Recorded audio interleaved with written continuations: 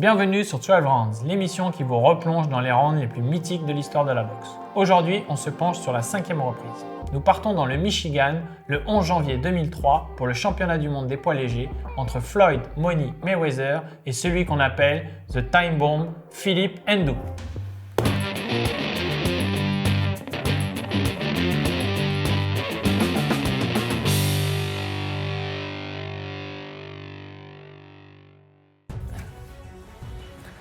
Pour cet épisode, on a la chance de recevoir Ali Oubaali, ancien champion de France en boxe professionnelle, aussi entraîneur de Nordine Oubaali, champion du monde WBC, et tu es aussi arbitre international WBC. Comment tu vas? C'est ça. Merci, je vais bien, merci pour ton accueil. Allez, c'est parti. Au moment d'affronter Phillip N'dou, le 11 janvier 2003, à la Vandendale Arena, Floyd Mayweather reste sur 12 défenses de titre successives, toutes victorieuses. Le boxeur a déjà été sacré dans 2 catégories de poids différentes et s'illustre par son activité et sa défense sur le ring. Sacré chez les poids légers et superplumes, Mayweather est toujours invaincu en carrière. Il se présente avec un bilan de 31 victoires pour 0 défaites, dont 21 KO. Sur le ring, l'homme de 26 ans se définit par un style de boxe défensif et basé sur un coup d'œil hors du commun. Grâce à sa science de la défense et de l'esquive, Mayweather parvient à sortir quasiment indemne de la plupart de ses combats. Il a même acquis le surnom de Pretty Boy en référence à son visage encore intact malgré une carrière déjà bien remplie. Véritable référence défensive, il est reconnu pour sa faculté à remporter ses combats de façon méthodique. Cette aptitude à défendre de manière magistrale lui a été léguée par son père, Floyd Mayweather Sr., aussi ancien boxeur et défenseur de haut niveau. Notons également que Roger Mayweather, l'oncle de Floyd Jr. et entraîneur de celui-ci, fut également champion du monde des superplumes et des super légers. Avant de passer professionnel, Floyd connaît une carrière chez les amateurs riche de succès. 84 victoires pour 6 défaites. Déjà, le jeune prodige s'illustre en intégrant l'équipe olympique américaine pour les Jeux olympiques d'Atlanta en 1996. Là-bas, il décroche la médaille de bronze chez les poids plumes. Passé pro en octobre 1996, il enchaîne rapidement les victoires sur le circuit nord-américain. 17 victoires consécutives, dont 13 par KO, avant de se voir offrir en 1998 sa première opportunité de combattre pour une ceinture de champion du monde. À Las Vegas, c'est Genaro Hernandez qui se dresse face à Mayweather. Tell you not to hold his head, but when these guys charge you, sometimes their head run right into your chest. You got no choice but to looking and throwing. And Hernandez lands a hard left hand as he comes off. Au terme du 8e round, le coin du champion est contraint de stopper le combat en raison des blessures d'Hernandez. Cette défaite est la première pour Genaro dans cette catégorie de poids et il avoue être tombé sur plus fort que lui. Il m'a battu à la loyale. Il est rapide et intelligent.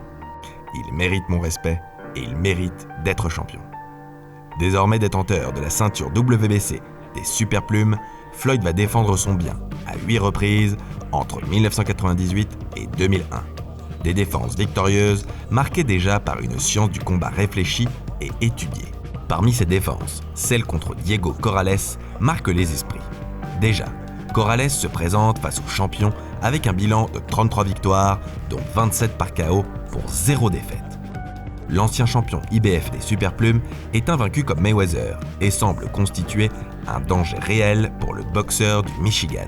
L'avant-combat est marqué par les propos de Mayweather sur son challenger. En effet, Corrales a connu des démêlés avec la justice pour avoir battu sa femme qui fut à cette époque enceinte. « Je vais le battre au nom de toutes les femmes battues des États-Unis. Comme il a battu sa femme, je vais le battre sur le ring. » Et de la parole aux actes, il n'y a qu'un pas. Pourtant plus petit et bénéficiant d'une allonge bien moins importante que son adversaire, le champion va éblouir tout le MGM grand de son talent technique. Rapide, vif sur ses appuis, Mayweather tourne autour de Corrales et le touche systématiquement. Sur un direct du gauche, le challenger va une première fois au tapis, puis une seconde fois au terme d'un enchaînement flamboyant dans les cordes. Puis une troisième fois sur ce crochet du gauche. Complètement hors course, le coin du challenger jette l'éponge face à la démonstration de Mayweather. Les observateurs s'extasient devant la masterclass du champion face à un adversaire pourtant réputé coriace. Par la suite, le jeune prodige n'a plus rien à prouver dans cette catégorie de poids et passe chez les légers en 2002. Pour son premier combat, il a l'opportunité de rafler la ceinture WBC face à José Luis Castillo. Le combat est ultra disputé et Castillo offre peut-être l'opposition la plus coriace à Mayweather qu'on n'ait jamais vue. Au terme de la rencontre, Mayweather se voit désigné vainqueur par décision unanime. Pourtant, certains comptages non officiels donnent Castillo vainqueur. Cette victoire est peut-être la plus controversée de la carrière du Pretty Boy. Quoi qu'il en soit, il devient champion dans une nouvelle catégorie de poids. Néanmoins, soucieux de prouver qu'il n'a pas volé sa victoire, Floyd accepte immédiatement une revanche face au même Castillo. La revanche a lieu en décembre 2002. Cette fois-ci, sa victoire par décision unanime ne souffrira d'aucune controverse. Malgré l'opposition serrée, le champion domine les débats grâce à la justesse des coups portés, à son jeu de jambes et bien sûr à sa défense de haut niveau. En 2003, il défend sa ceinture face au portoricain Sosa avant de rencontrer Phillip N'dou en décembre. Le Sud-Africain est connu pour sa faculté à mettre KO la plupart de ses adversaires. Il possède même un ratio de 81% de KO en carrière. Boxeur ultra agressif et doté d'un punch surpuissant, il s'est hissé en première place des challengers pour la ceinture WBC des légers. N'dou boxe en amateur de la même époque que Mayweather. Il participe même au JO d'Atlanta, mais s'incline au deuxième tour face au futur médaillé d'or Kamsing Sumluk. Par la suite, il passe pro en 1997 et enchaîne 32 combats, dont 30 par KO, pour une seule défaite. Ce bilan ahurissant fait naturellement de lui le challenger numéro 1 à la ceinture WBC détenue par Mayweather. On se dit qu'avec un boxeur de la trempe du Sud-Africain, le combat sera à coup sûr spectaculaire. Alors Ali, peux-tu nous parler de Phillip N'dou? Alors Phillip N'dou, déjà sur le papier, c'est quelqu'un qui est quasiment invaincu, il a une seule défaite. Il a boxé des boxeurs, de très bons boxeurs, et puis il a un gros ratio de KO. Alors il a un style plutôt offensif, donc c'est une belle opposition style. Il doit boxer Mayweather, donc Mayweather c'est plutôt un contreur. Donc on va affaire à quelqu'un qui va avancer, qui va aller chercher, qui va venir faire le combat, et puis il y a quelqu'un qui va essayer de contrer. Et c'est les oppositions style qui font le combat. Et Mayweather, tu le connais bien? Mayweather, je connais bien, j'ai eu la chance de pouvoir m'entraîner avec lui et surtout mettre les gants avec lui.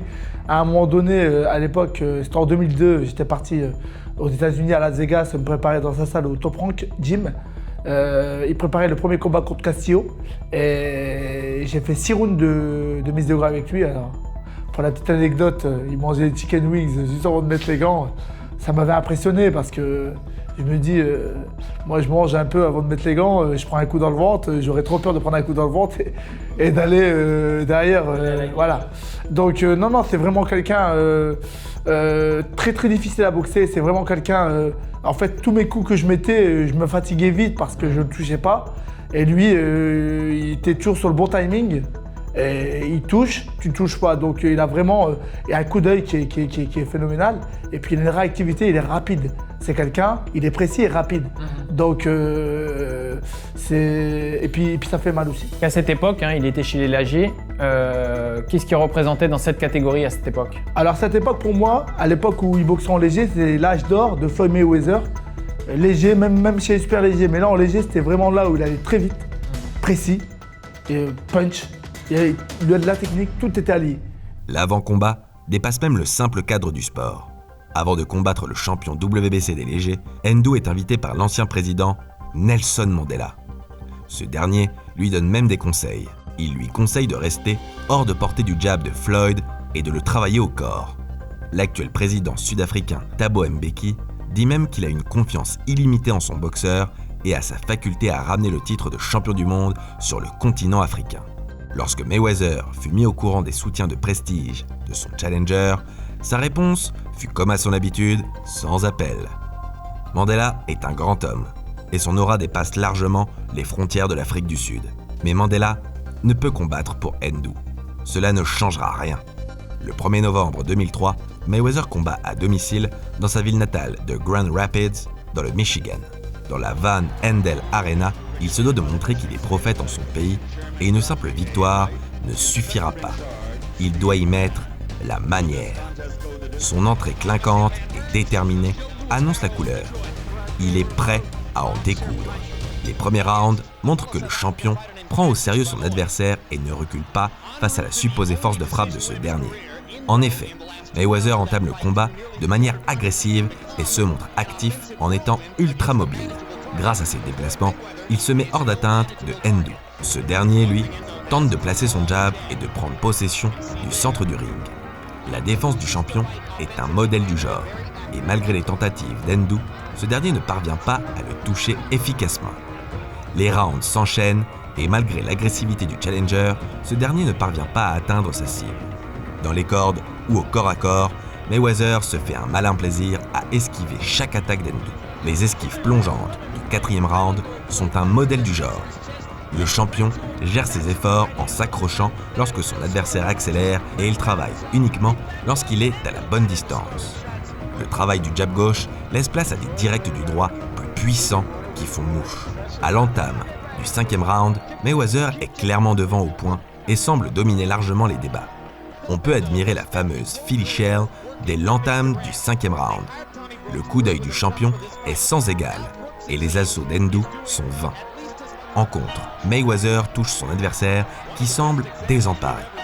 À 1 minute 50 de la fin du round, Pretty Boy place une accélération qui fait flancher le challenger. Vaillant, le Sud-Africain ne tombe pas. Il accepte le combat et reste actif.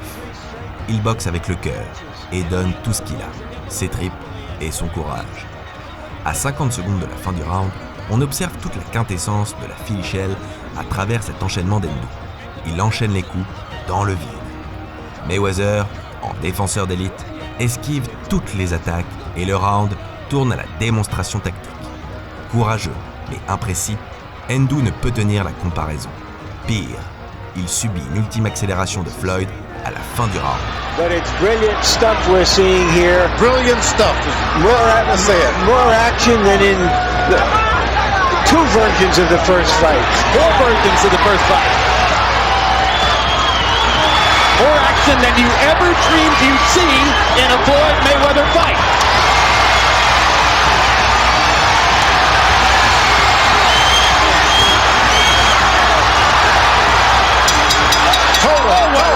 What an unbelievable round! One of the great rounds of the year. Alors Ali, on remarque que Mayweather fait usage avec succès de la fameuse Philly Shell. Peux-tu nous parler un peu de cette garde? Alors oui, justement, la garde Philly Shell, c'est sa marque de fabrique. C'est vraiment, il s'est approprié cette garde-là. Voilà, quand on se met en garde comme ça, voilà, l'épaule est montée pour protéger le menton. Là, il protège les côtes, il protège le plexus. Et selon le moment où il bouge le bras, il protège le foie là, il protège le plexus. Et avec ce bras-là, à chaque fois qu'il bloque, il revient avec le bras arrière pour contrer, ou en uppercut, ou en bras arrière, ou en cross au corps. Et il le fait souvent, hein, il double. Et à chaque fois, il fait louper le coup à l'adversaire. Et ça, c'est une défense au cas où, s'il n'a pas eu le temps de pouvoir éviter le coup, il est protégé au niveau du corps. Et comme il a un buste qui est flexible, et un coup d'œil qui est phénoménal parce qu'il a une belle réactivité, bah, cette garde-là, je pense que déjà pour la faire, bah, tout le monde ne peut pas la faire parce qu'il faut avoir une belle réactivité, un bon coup d'œil et une super grande confiance en soi. C'est-à-dire quoi? Une confiance en soi, c'est de dire, bah, la personne elle est à 1 mètre, elle peut vous toucher, mais vous avez la garde baissée. Et vous vous dites qu'il ne va pas vous toucher. Donc la personne souvent en face, elle te dit c'est facile à toucher, elle te jette pour vous toucher, mais derrière, il a juste à bouger le buste, le coup il passe derrière, il revient avec l'uppercut. Ça fait ça. Là, le coup il passe, l'uppercut il rentre. Quand on est en face, par exemple je suis en face de toi, tu te dis tu vas me toucher. Au moment où tu regardes, mets-moi ton bras avant, bon, je suis là. Et moi je suis rentré là. Toi, la personne elle met le bras arrière, elle te jette pour me toucher. Moi je suis là, il se dit c'est bon, je vais le prendre. Il pense ça. Au moins il fait ça. Là, il revient là, ou il revient en uppercut. Mais il a le timing et le coup d'œil pour le faire. Tout le monde ne peut pas le faire parce que c'est la réactivité et puis l'explosivité pour pouvoir revenir et être précis à ce moment-là. Et vraiment, Mayweather, c'est vraiment c'est une inspiration parce que même moi en tant qu'entraîneur aujourd'hui, je le fais travailler avec Nordine, qui est mon frère qui est champion du monde de l'UFC. quand quelqu'un se jette et qu'il l'attend, ou bras avant ou bras arrière, de descendre et de pouvoir le provoquer. Parce que quand tu fais ça, c'est pour une raison. C'est de dire, voilà, je suis découvert, va essayer de me toucher. La personne, elle va s'impatiente, elle pense qu'elle peut te toucher, elle va se jeter. Toi, tu attends juste qu'elle fasse cette faute-là pour pouvoir le contrer. Après, il faut être assez sûr de soi, de ne pas prendre le coup et de revenir au bon moment. Et ça, c'est le très haut niveau. Et aussi, quand on arrive au très haut niveau, le plus haut niveau, c'est quoi? C'est le contrôle de ses émotions. Et quand tu as assez confiance en toi, tu contrôles tes émotions, ça veut dire que tu évacues tes peurs, tu es capable de le faire. Mais c'est pas donné à tout le monde, c'est vraiment le très haut niveau. La Vandendel Arena est debout pour acclamer son champion. Et personne n'est dupe. Ce combat n'ira pas au terme des 12 rounds, tant l'intensité y est élevée. Et au milieu du 6e round, le champion met une première fois à terre son adversaire sur un direct du droit. Pas forcément puissant, mais ultra pressé. L'accumulation des rounds se fait sentir chez le challenger qui commence à accuser le coup physiquement.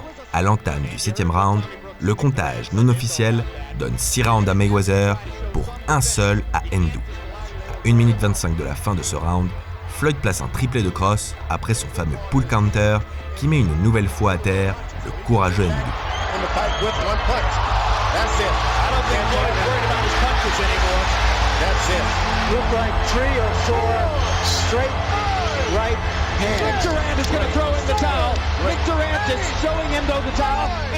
Il se relève, mais son attitude ne trompe pas. Il a le regard perdu et est incapable de continuer le combat. L'arbitre, Frank Garza, met fin au combat. Mayweather conserve sa ceinture à domicile au terme d'un combat rondement mené. Si le punch de son adversaire pouvait laisser présager d'un affrontement équilibré, il n'en fut rien. Le champion a maîtrisé le combat de la première à la dernière seconde. Et grâce à cette victoire, il assoit un peu plus sa réputation de défenseur de légende. Ce 5e round est caractérisé par l'extrême supériorité technique de Mayweather face à son adversaire. Il réalise plusieurs prouesses techniques pour se sortir efficacement des attaques de Phillip N'dou. Il est depuis longtemps passé maître dans l'art de bloquer les attaques adverses. Déjà, il sait bloquer les attaques adverses à l'aide de son coude. Au cours des corps à corps avec son adversaire, le champion du monde WBC utilise intelligemment ses coudes pour rester à une distance respectable de son adversaire. À l'abri des uppercuts et crochets, il se libère en ayant toujours un gant libre et prêt à attaquer ou à défendre. Grâce à l'utilisation de ses coudes, il se protège à chaque seconde du round. Notons que Mayweather a déjà été pénalisé pour l'utilisation de son coude par le passé, notamment dans son combat contre José Luis Castillo à la 10e reprise. Alors, une des spécialités de Floyd, quand il est en garde, c'est vraiment quand il y a du danger, c'est vraiment de se protéger avec ce coude-là assez haut et de maintenir vraiment l'adversaire à distance, quoi. Donc toi qui es arbitre, que peux-tu nous dire de ce placement de coude? Alors, ce placement de coude, le coude, oui, j'ai arbitre à WBC, mais il faut savoir qu'il est toujours à la limite du règlement. C'est-à-dire qu'on a le droit de se protéger avec les avant-bras. Et ça, c'est l'avant-bras. Quand tu fais ça, tu te protèges. Tu donnes pas le coude. Mais juste ça, et là, on donne le coude. Il fait jamais ça. Il est là. Donc, il donne l'avant-bras. Mais à des moments, il peut démarrer un peu en mettant le coude. Et là, c'est là qu'il devient hors règlement. Donc, il fait ça justement pour garder une distance de sécurité et derrière pour pouvoir travailler. Mais il reste en règlement parce que c'est comme si qu'en vérité il aurait fait ça. C'est la même chose s'il fait ça. Parce que c'est l'avant-bras qui travaille. Mais s'il fait ça, là d'accord. Là, il est hors. Donc, il est toujours à la limite et il sait en jouer. Ça rejoint la même logique. Donc, quand il est en garde, finalement, on lui reproche aussi, à force de se protéger en enroulant avec son épaule. De temps en temps, effectivement, il est borderline, c'est-à-dire qu'il présente presque le dos à son adversaire. Exactement. Donc, c'est vrai que la boxe, pourquoi on appelle la boxe le noble art? Parce que c'est un duel, c'est un face-à-face. On est le seul sport de combat où on donne jamais le dos. Le pied-point, on va faire des coups de pied retournés, ce qu'on veut. En boxe anglaise, on a pour obligation d'être face-à-face à son adversaire. C'est pour ça qu'on appelle ça le noble art. Mais souvent, il est à la limite. Ça veut dire que quand il fait ça, il fait pas ça complètement. Il est vraiment à la limite parce que, du règlement. Là, moi, je suis là. Et il y a des moments, c'est vrai que ça peut dépasser un peu et on peut dire qu'il donne le dos. Ouais. Mais c'est pas le dos qui est donné complètement parce que les appuis ne changent pas. Si moi, je faisais ça, là, je donne le dos. Là, je fais un roulement du torse. Et du coup, forcément, le dos, il est un petit peu il est donné, mais il n'a pas de dos en faisant ça. en tournant sur lui-même. Ouais. Il est là La la subtilité du règlement. et on nous l'apprend aussi nous en tant que juge arbitre. Et puis après, c'est la même chose. Moi, je suis j'arbitre c'est dommage j'arbitrerai un Floyd Mayweather. Tu n'arbitres pas un Floyd Mayweather quand tu arbitres un combat lambda. C'est quand même Floyd Mayweather. C'est quand même quelqu'un qui a beaucoup de charisme, mais aussi beaucoup de foi au sein de la commission du Nevada. Parce que c'est déjà arrivé qu'il puisse refuser de tel ou tel arbitre qui le juge ou qui l'arbitre. Parce qu'ils ont été trop complaisants avec ses adversaires ou ils lui ont trop mené la vie difficile sur le ring. Parce qu'ils ne pénalisaient pas les fautes adverses. Aussi, lorsque N'dou attaque, Mayweather sait comment s'y prendre pour effectuer des retraits du buste efficaces. À la manière d'un Mohamed Ali, il se penche vers l'avant pour inciter son adversaire à attaquer. Puis, il effectue un mouvement de retrait pour esquiver le coup de son adversaire et se permet même de contrer avec un direct du droit. La séquence, à 50 secondes de la fin du 5e round, marque particulièrement les esprits. Malgré l'enchaînement des rounds et l'acharnement d'N'dou, Floyd, immobile pourtant sur ses appuis, sort indemne du flot de coups porté par son adversaire. Aussi, on peut aussi s'attarder sur la fameuse Philly shell utilisée avec brio par Mayweather, appelée aussi shoulder roll. Cette défense consiste à placer en avant son épaule de manière à réduire la surface de frappe pour l'adversaire. Cette défense nécessite une excellente coordination et un coup d'œil précis. Aussi, la mobilité des appuis est importante afin de garder la tête hors d'atteinte de son adversaire. À 26 ans, Mayweather est peut-être au top de sa forme physique et il semble voler sur le ring. Ce 5e round est marqué par la précision des coups de Floyd, mais aussi par sa Philly shell extraordinaire. N'dou n'y pourra rien.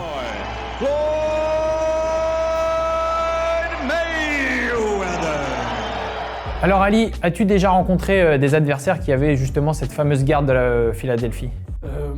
Oui, à l'entraînement, mais surtout j'ai préparé mon frère Nordine à son premier championnat du monde WBC à Las Vegas contre Warren, qui a vraiment le profil, c'est un boxeur américain qui a vraiment le profil, ce genre de profil, on appelle ça les boxeurs slicky. C'est des boxeurs qui sont durs à toucher, qui travaillent avec la garde basse et on ne voit pas les coups arriver parce qu'ils viennent du bas vers le haut. Donc un coup qui vient du bas vers le haut, on ne le voit pas arriver, il ne part pas du niveau où il y a la vision. Donc c'est pas évident et du coup ce genre de boxeur, pour pouvoir pas tomber dans le piège, il ne faut pas les travailler sur un seul ou deux coups. Il faut travailler en série et doubler, voire tripler ses coups. Et la stratégie, elle était là.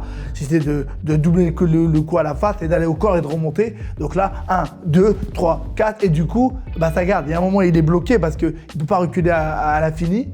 Il y a les cordes. Et après, seulement, tu vas débrouiller ton bras arrière pour pouvoir après, derrière, enchaîner. Donc la stratégie, c'est vraiment travailler en combinaison et changement de hauteur. Voilà, exactement. Le travail en combinaison, changement de hauteur et surtout doubler, tripler les coups. Et pas forcément doubler que le bras avant. Ça peut être doubler bras avant, crochet, uppercut pour derrière. En fait, faire monter la garde et derrière aller au corps et remonter à la face. En fait, travailler dans tous les angles. Et pour pouvoir toucher sans se faire toucher. Et puis après, il faut masquer ses attaques pour pouvoir surprendre. D'où l'utilisation de doubler le bras avant ou de tripler en uppercut crochet de bras avant pour pouvoir suivre avec le bras arrière. C'était ça la stratégie. Donc une des grandes spécialités de Floyd, c'est sa défense en garde sur le direct du bras arrière. Exactement. Alors tu peux nous montrer ça, Ali? Tout simplement, Mayweather, il est là, il monte son épaule parce qu'il protège le menton, qui est l'endroit le plus fragile du corps humain. Un coup au menton, on est déconnecté. Donc il monte l'épaule et quand il voit le coup arriver, il monte l'épaule comme ça. Et quand il monte l'épaule, il a toute l'exploitation pour pouvoir travailler avec son bras arrière. Il peut vraiment tout faire. Il peut aller au corps, en uppercut, en cross, en bras arrière. Voilà. Et après, c'est le timing. Parce que si tu fais trop tôt, il met le coup, j'ai déjà fait, il est trop tard. Si là, il fait ça ou il fait ça. Et du coup, il décide que le coup passe derrière. Et là, il va exploiter. Mais il peut décider de le prendre. Et derrière, contrer. Ça, et ça le protège. Mais du coup, il sait faire les deux. Quand il n'est pas collé aux cordes, tout simplement, il va travailler pour pouvoir exploiter derrière. Alors effectivement, Mayweather a une autre spécialité vraiment qui est très connue et d'ailleurs il la place dans la 5e reprise, c'est son fameux pull counter pour être capable vraiment de contre-attaquer avec son bras arrière sur un retrait du buste. Exactement, déjà pour pouvoir le faire, il faut avoir vraiment un gainage. Il faut être bien gainé du bassin, il faut que la ceinture pelvienne soit vraiment bien gainée parce que si vous n'êtes pas bien gainé, Vous allez faire une fois, deux fois, vous allez vous blesser. Donc moi, pour la petite anecdote, j'avais vu un fractionné du tonnerre qui a fait un gros fractionné pendant une demi-heure et terminé par un exercice de gainage avec 30 kg au-dessus de ton dos et resté au moins 5-10 minutes à tenir avec des poids, à transpirer et vraiment Mayweather, c'est pas, il est doué, il y a un gros travail qui est fait en amont derrière.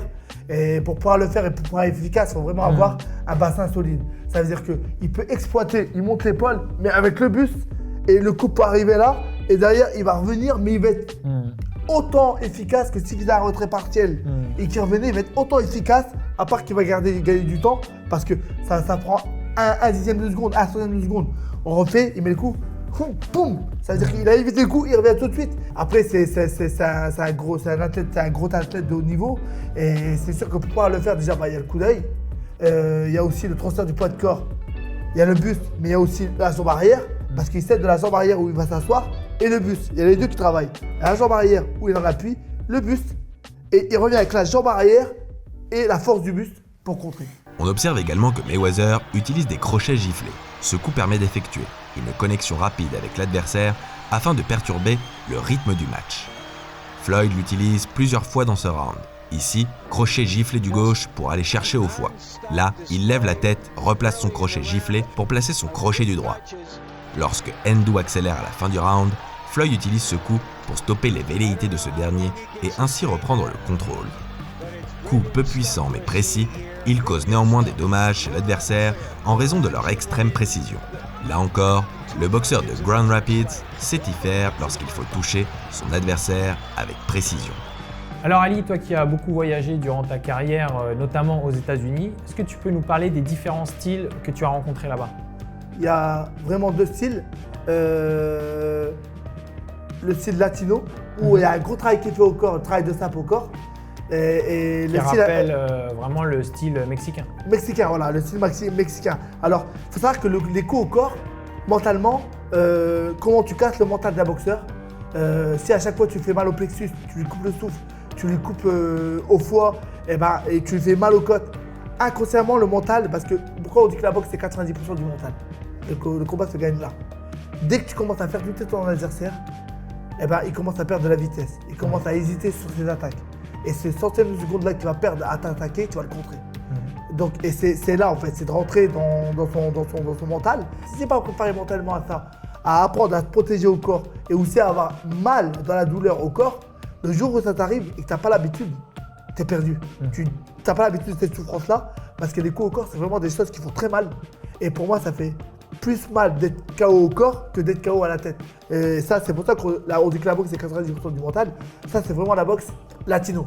Et c'est très important parce que souvent, on vise que la tête, alors que la cible, c'est la tête et le corps. Alors que les Américains, le style américain, c'est plutôt, ils vont prendre le moins de coups, ils vont beaucoup se déplacer, ils vont travailler sur le contre, et avec un gros travail de jab, et ils vont pas accepter la bagarre, l'affrontement comme ils font les latinos.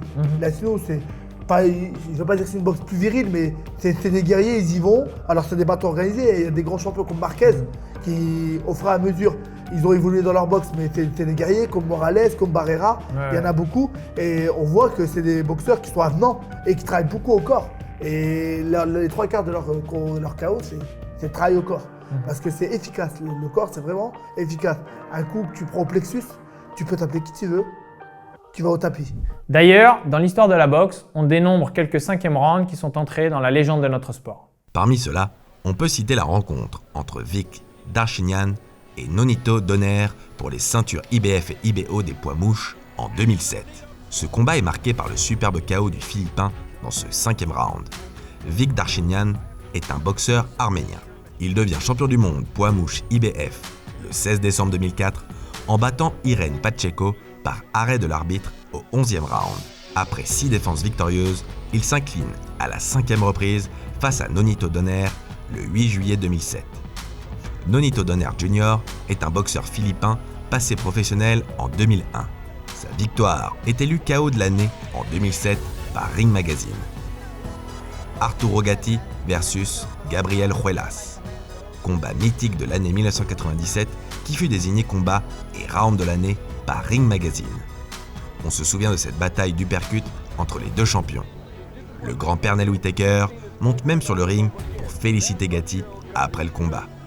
Enfin, il y a le légendaire affrontement entre Ingemar Johansson et Floyd Patterson II le 20 juin 1960. On peut créditer Patterson de la paternité du Gazelle Punch. D'ailleurs, Nordine va rencontrer très prochainement un Nonito Donner qu'on appelle The Filipino Flash. Exactement, on l'appelle le Flash philippin. Alors, on va pas lui enlever son surnom parce que c'est vrai qu'il a fait les belles années de la catégorie des poids coq, super coq. Il est champion du monde dans 3 catégories différentes. C'est un futur Hall of Famer. Il va rentrer dans les meilleurs boxeurs au monde. C'est un nom. Nous, on le connaît parce qu'on a préparé, quand on était à Las Vegas, on a mis les gars avec lui, il nous a donné un coup de main. Donc, Nordine et lui, ils se respectent beaucoup. Après, c'est la boxe, il n'y a pas de haine, il n'y a pas de... on se connaît bien. Il nous a aidé dans le cadre de notre préparation, comme je vous ai dit, contre Roshi Warren. On sait comment il boxe. On sait exactement comment faire pour le battre. Alors, je ne vais pas parler de stratégie ici, mais ça se passera sur le ring. Et c'est un combat où on est impatient. Nordine, il a besoin de toute façon d'avoir un nom comme ça dans son palmarès. Il faut qu'il batte Nonito Donner pour rentrer chez les grands. Et Nonito Donner, il l'a déjà fait, il est déjà chez les grands. Et si Nordine bat Nonito Donner, on se dirigera vers une unification totale pour aller chercher Ali Oubaali. Mais on n'en est pas là, chaque seul à son temps. Et on va se préparer comme on s'est toujours préparé, sérieusement. Et puis comme on dit, tout se passe sur le ring, sur le carré magique. Parce qu'il y a beau avoir 100 000 personnes qui sont derrière toi, sur le ring, tu es tout seul. Et c'est la préparation, quand on est prêt, on est confiant sur le ring. Donc bien sûr, on sera confiant, on est autant méfiant que confiant parce qu'en face, ça frappe, ça a l'expérience. Mais on sait, on connaît ses points faibles et ses points forts. On exploitera là-dessus, on va faire une préparation adéquate pour faire le job. Beaucoup de gens pensent que les combats de Floyd Mayweather sont ennuyeux. Mais il s'agit en fait d'un grand technicien qui calcule tout. C'est un véritable scientifique de la boxe. Finalement, pourquoi avons-nous choisi de vous montrer ce combat ? Parce qu'on y voit un Mayweather un peu oublié. Le Money Floyd qui à cette époque fait le show sur le ring. Il est actif et possède une boxe agressive. C'est un champion au sommet de sa forme qui évolue dans sa catégorie de poids optimale. Et surtout, on peut parfaitement observer ses spécialités, ses techniques qu'il incarne et qui ont fait sa légende. Toutes ces choses qui font qu'il n'y a qu'un seul Floyd Mayweather et qu'il est, qu'on l'apprécie ou non, l'un des plus grands boxeurs de tous les temps. Voilà ce qu'on pouvait vous dire de la 5e reprise. Ali, merci beaucoup pour ton expérience du très haut niveau. C'est moi, je t'en prie. Nous, on se donne rendez-vous pour la 6e reprise.